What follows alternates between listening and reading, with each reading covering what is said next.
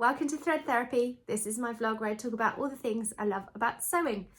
Welcome if you're new, and if you're already a subscriber, back so soon, I hear you say. Yes, Friday sews, second week in a row. Don't get used to this kind of regularity because I can't promise it will continue, but it is ever so nice to see you all again because I just want to say thanks really for all the lovely comments on my first video back in a very long time. There were so many very kind people who said how much they really enjoyed watching my videos and how much they'd missed me. And I just want to say thanks because it really made a very happy Carrie. So yeah, brilliant. If you haven't already subscribed, by the way, there's a button down there. You just click it. It doesn't cost you any money. And you could also like the video if you do like it. Clearly, if you don't like it, then I'll see you somewhere else. But yeah, that would be brilliant. So what are we going to do today? We are going to talk about, I'm going to try and stick to my original plan to make sure that I have little headers for what I'm talking about, so I don't waffle at you. So the first thing I want to talk about is my makes this week, and I have completed my Bestie bag, and this is the Blackbird fabrics pattern that I talked about last week. I think it's called BF Friends or something. I probably got that completely wrong, and I will put the correct details in the drop down blocks. But this is the second bag I've made. The first one was in a really lovely sort of ecru coloured cotton drill, but typically ecru handbag ends up looking filthy in about 10 seconds. So I wanted to make a second one so that I could pop the creamy coloured one in the wash in between times because it's a really handy sized bag. So I will show you what it looks like. So this is the second one. You'll remember that I picked this fabric from my stash. It's just a navy blue cotton drill that I found in the depths of the deep stash, and I've chosen to insert a really bright orange zip. I just really love that. It looks kind of sporty, I think, with the strap. So this strap is pre-made, a bit of what do you call it?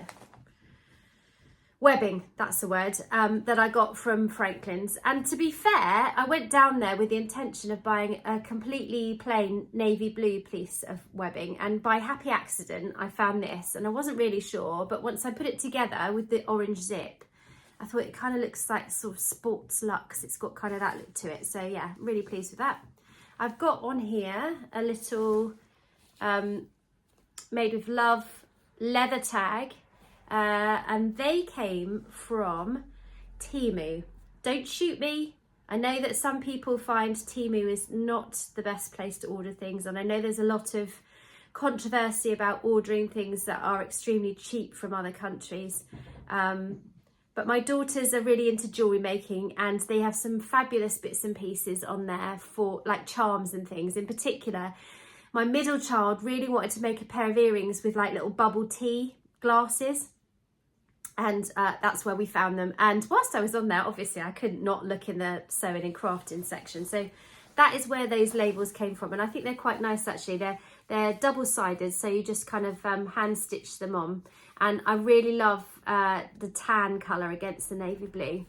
So yeah, we could take a look inside at the lining.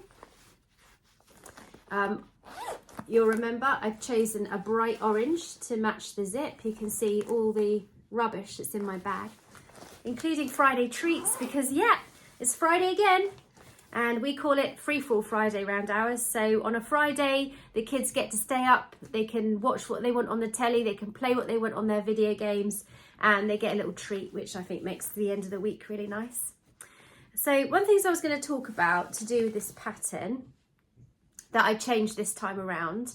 So with my first make, you have these tabs on the end of the zipper. I don't know if you can see that there, but that's literally just a small rectangle of fabric that you fold over and stitch across the end of the zipper, both ends, and it gives you this really neat effect so that there's no gap there and you don't see any of the zip tab at the ends. But in the instructions, it does not tell you to fold the edge under first and then fold it again, so that effectively you don't have a raw edge on the end of your zip. So I'll get my filthy dirty bag for you to look at. This is going in the wash any minute. But can you see there on the end, there's a little bit of fraying happening because the instructions don't tell you to fold that bit over. So I imagine over time, as I unzip and zip my bag up, that little bit of fraying is just going to get worse and worse, and it'll probably end up in the bag getting broken. The other end looks even worse, look, because obviously that's the end of the zip, so you can see there. So that's one tip if you're going to make this bag. When you put those tabs on the end, just fold a little hem under first so that when you top stitch it over, you don't have a raw edge.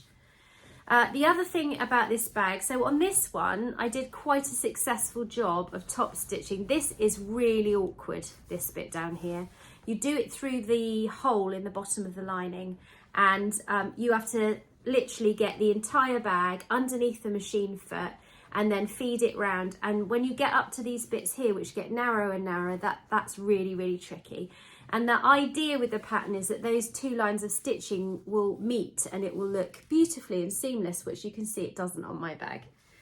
But that top stitching does help to keep that sort of banana shape, I think. So I did do it on this version of the bag, but I didn't take it right the way to the top because I couldn't, and then I ended up not top stitching these bits so that it didn't look odd that there was stitching here and it didn't meet. I don't think it matters particularly. I think you could get away without doing the top stitching around the bottom of the bag if you wanted to. It wouldn't make a great deal of difference, but it is kind of awkward, and the bigger the hole you leave in your lining, the easier it is to get the foot as far as you can get up on that curve as you're top stitching it down. But other than that, I'm really pleased with it. I like the way it looks when you're wearing it, so if I see if I can get it, stand up and see if I can show you what it looks like when you're wearing it. So this is not the mini one, the original pattern. You get two sizes, I think a medium and a large, and then they've just released the mini version, so this is the medium. So yeah, that was quite a useful make this week, and as you can tell, I'm already using it and loving it, and I think there could be a Bestie bag obsession, you never know. So the other thing I've been up to this week is I have been working on, well, I haven't actually, I've cut it out, so I'm not gonna lie, I haven't actually worked on it. I've cut it out, I suppose that is kind of working, but the Marlo cardigan by True Bias. We talked about this in the last episode. I found some true knit, I suppose you call it. It looks like wool, actually. Let's get one of the pieces. It's only a week ago, you won't have forgotten, but it's black stuff that feels like it's got sort of wool and polyester in it, knitted. I think I got it from Flamingo Fabrics, and I've cut out my Marlo cardigan. I've decided to make the cropped view here, and I'm going to use some black, just plain jersey. I went originally to have a look for black ribbing, but they only had tubular ribbing, and that's not very wide, and I didn't want to have too many interruptions in the bands because the bands are quite long around the neckline and around the waist. So I ended up buying some just plain black cotton jersey with elastane in it. And yeah, I will make cuffs, a bottom band and the neckband out of the black jersey, and hopefully it will look awesome. Although I have to say I'm in two minds about it, because the grey one that I made, and I will try and pop a picture in if I remember, I don't tend to wear it very much this time of year. It's really quite chilly at the moment, and so those kind of tops where you've got most of your chest exposed are not the sorts that I'm reaching for. Even if you wore like a flare underneath it or something, it still just feels not very cozy, and something like the toaster sweater, which is what I'm wearing today, tends to get more wear. So I wonder whether I might wear this more come the springtime when it's slightly warmer, with maybe a black sort of scoop neck top underneath, perhaps. But I am planning to do some bits sewn on that today, so you might see that soon. Let's move on to plans then, because have I got any?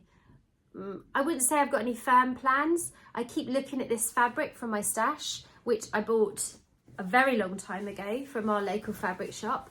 This is a cotton jersey spandex with like animal print and then these green leaves all over it. And I do like an animal print, as you can probably tell. And I bought this with the intention of making something for the summer, some sort of dress.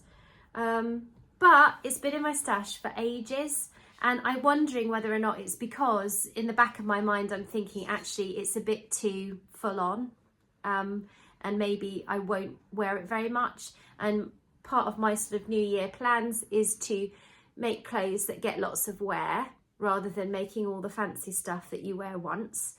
And so I'm actually now considering whether or not I just make a loungewear set with this fabric, because I think it would make a really nice pair of pyjama bottoms and a t-shirt really.